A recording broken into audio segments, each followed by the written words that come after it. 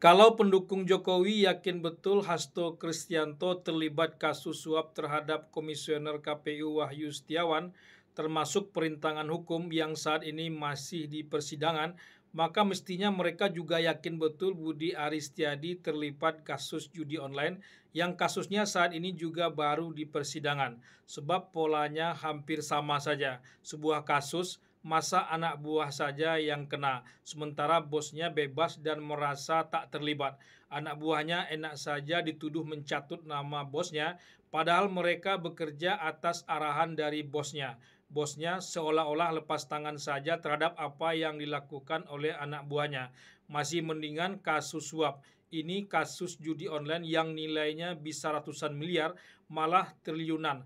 Enak saja kasus judi online masuk pidana umum, tapi suap masuk tipikor. Bukan tak ada anak buah yang mencatut nama bosnya, bergerak sendiri mencari keuntungan pribadi. Pasti ada, tapi jumlahnya pasti tak akan terlalu besar. Tetap akan lebih besar anak buah yang bekerja berdasarkan arahan dari bosnya. Namanya saja bos, masa anak buah lebih pintar ketimbang bosnya?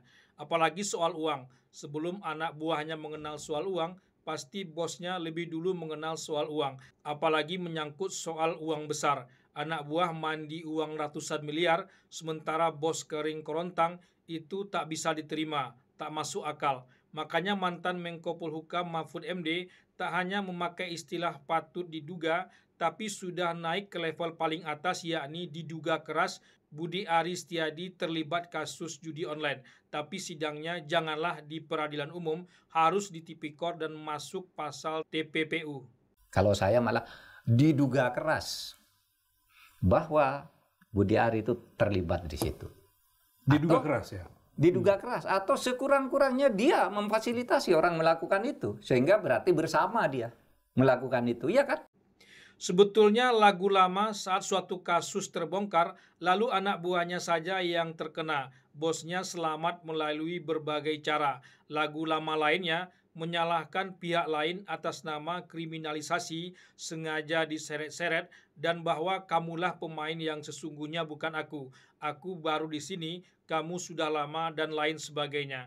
Pihak lain itu bisa oknum, bisa juga dianggap institusi. Kalau dalam kasus Hasto Kristianto, institusi yang terkena dampak itu adalah KPK. KPK dianggap melakukan kriminalisasi kepada Hasto Kristianto.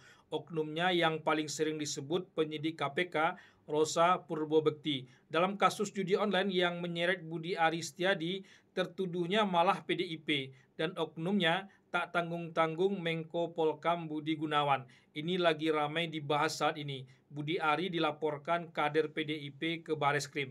Terlapor di sini Budi Aris Setiadi, mantan Menkominfo.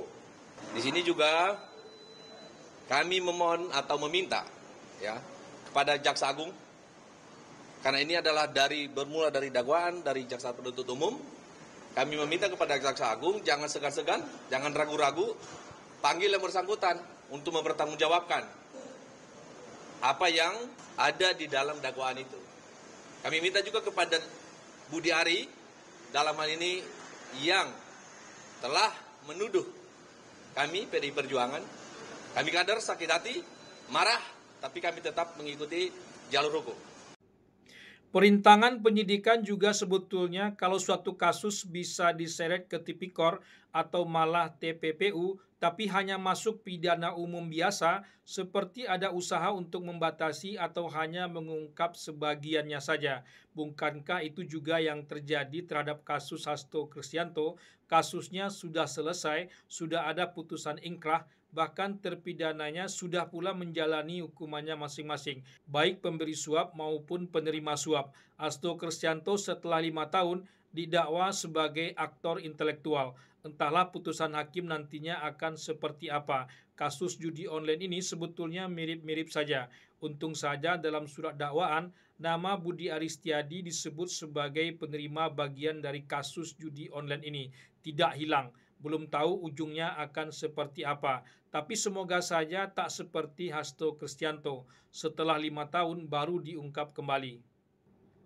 Masih masuk akal tuduhan kriminalisasi pihak Hasto terhadap KPK ketimbang tuduhan kriminalisasi atau framing istilah Budi Ari Setiadi seperti dalam rekaman suara yang beredar terhadap PDIP dan Budi Gunawan.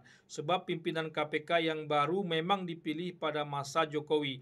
Bukan mustahil memang ada pesanan politik dalam selimut soal kasus Hasto ini. Dibuktikan sulit tapi masih masuk akal. Apalagi Hasto atau PDIP dengan Jokowi memang sedang bersimpang jalan. Apapun bisa terjadi dalam situasi politik yang seperti itu.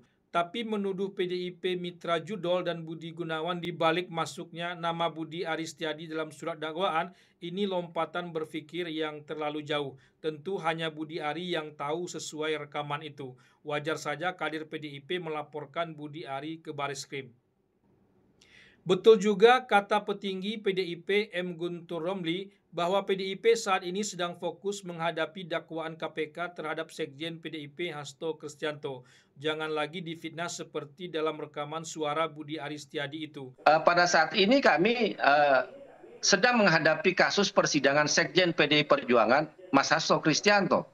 Masih saja ditambah dengan fitnah seperti itu, yaitu perlulah memahami suasana kebatinan di kader PDI Perjuangan dalam kondisi-kondisi saat ini. Jadi jangan coba-coba mengusik ya dengan melontarkan fitnah-fitnah yang kejam seperti itu, ya pasti akan bereaksi kami.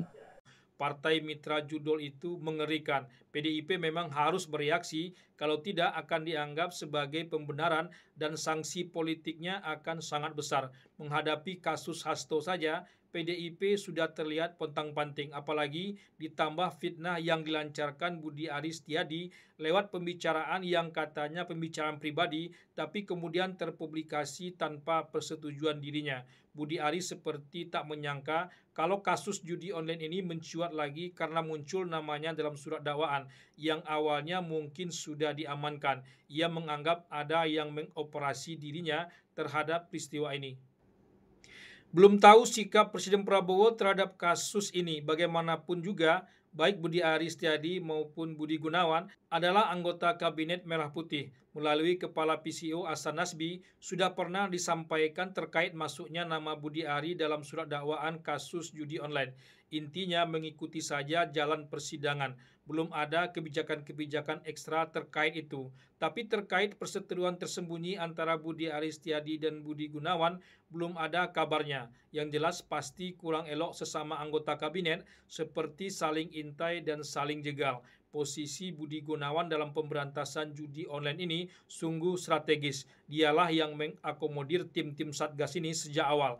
Ada semacam persaingan di internal kabinet dari suara rekaman Budi Ari yang bocor dan itu tak bisa dibiarkan berlarut-larut oleh Presiden Prabowo. Mestinya harus segera ditindak tegas.